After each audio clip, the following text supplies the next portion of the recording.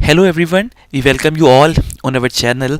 From today we are starting a video series related to the preparation of ISTQB foundation level exam. If you are watching my video, maybe you are already familiar with ISTQB somehow. What is the purpose of ISTQB exam, which is International Software Testing Qualification Board, who is eligible to take that exam. But I will also tell everything in detail. But first of all, I am here on the website of ISTQB, and I will also put the link of this website in the description. From here you can see actually the purpose of ISTQB, how the flow of different exams of ISTQB. If you are willing to pursue your career in any of some specialization or some advanced levels, for all of them you need the foundation level. ISTQB foundation level is a must for the further levels. For example, if you are willing to work in a mobile application testing environment, you are willing to work as a model based tester, for all these exams you have to take the exam of foundation level first, and this is what for which we are here.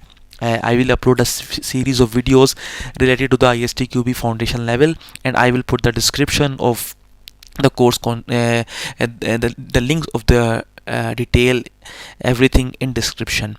So first of all, what you have to do, you have to go to the certification, and then you have to select foundation level from here.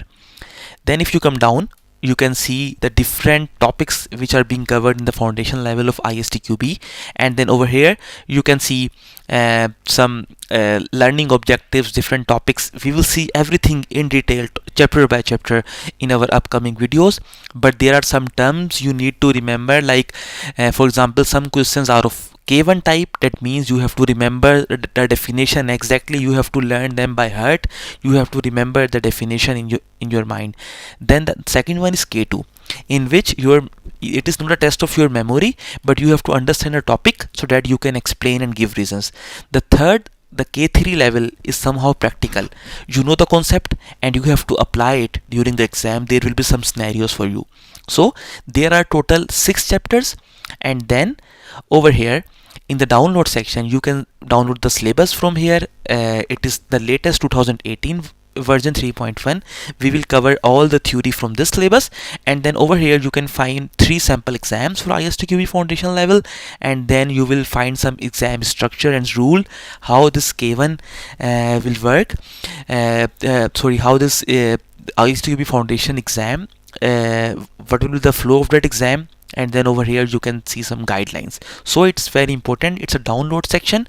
You can download the stuff, keep in your folder, and then in the upcoming videos, like it's only an introductory video, in the upcoming videos we will explain in detail about the course content, and we will discuss everything in detail for the preparation. So friends, here you can see the syllabus of ISTQB foundation level, and from here I will explain you the purpose. First of all, here you can see I have highlighted some points. There are actually total 6 chapters, like chapter number 1, chapter 2, 3, 4, 5 and 6. We will obviously cover all of them in detail. And then over here you can see purpose of this syllabus, why this syllabus is here, and then like what is aimed, actually what is the aim of this foundation level. Actually anybody who is involved in software testing or want to pursue his or her career in software testing, he or she can attempt this exam. This include people in roles such as tester, test analyst, test engineer, test consultant, test managers, user acceptance tester, and software developers. All of them can take this exam. So this exam is the foundation. If you want to go ahead with the further levels of ISTQB, the higher levels, then you have to pass the foundation level first. And as I told you that we have 3 different levels, K1, K2 and K3. In K1 you have to directly remember the definition or the exact definition of some terms, and then in the K2 level is understand, K3 level is apply.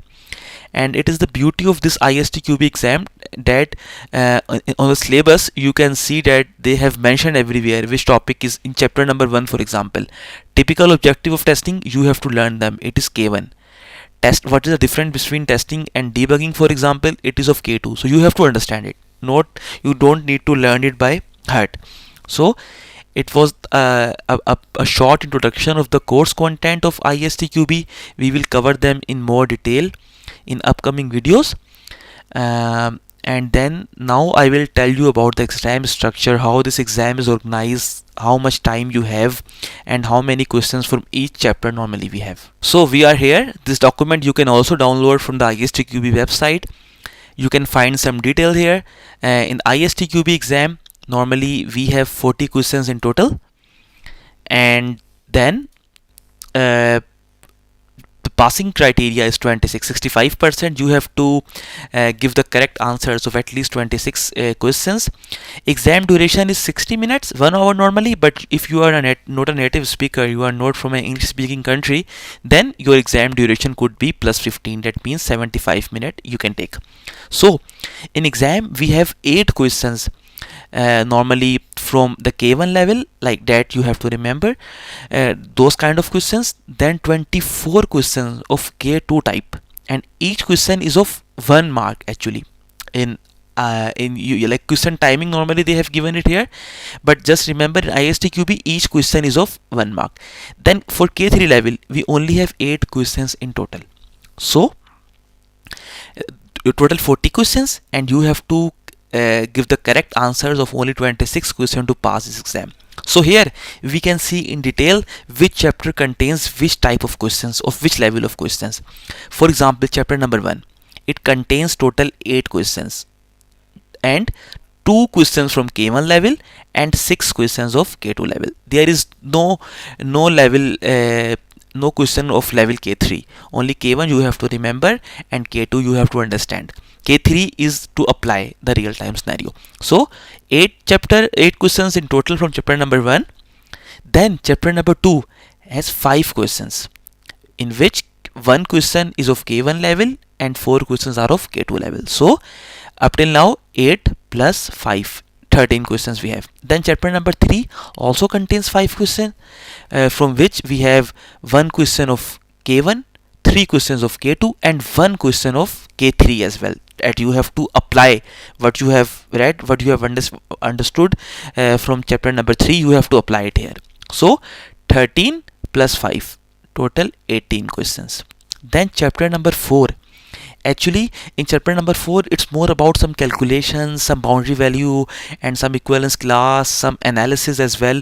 So it contains 5 questions of K3 type, 5 of K2, and only 1 of K1. Total 11 questions. So 18 plus 11, we have 29 questions till chapter number 4. Now chapter number 5. Chapter number 5 has total 9 questions, 2 from K3, 5 from K2, 2 from K1. So in total 29 plus 9, 38 questions are done. And last chapter, chapter number 6, last but not the least, chapter number 6 contains only 2 questions, 1 from K2 level, 1 from K1. So 38 plus 2 is 40 questions in total. So friend, this was a short introduction for those who are willing to know about the basics of ISTQB. Now from the next video, actually we will start in detail. We will go through chapter by chapter, topic by topic, and we will explain you in detail. If you have any question, any doubt, please put it in the comment section. If you are liking our video, don't forget to like it as well, subscribe our channel and share with your friends. And have a good start.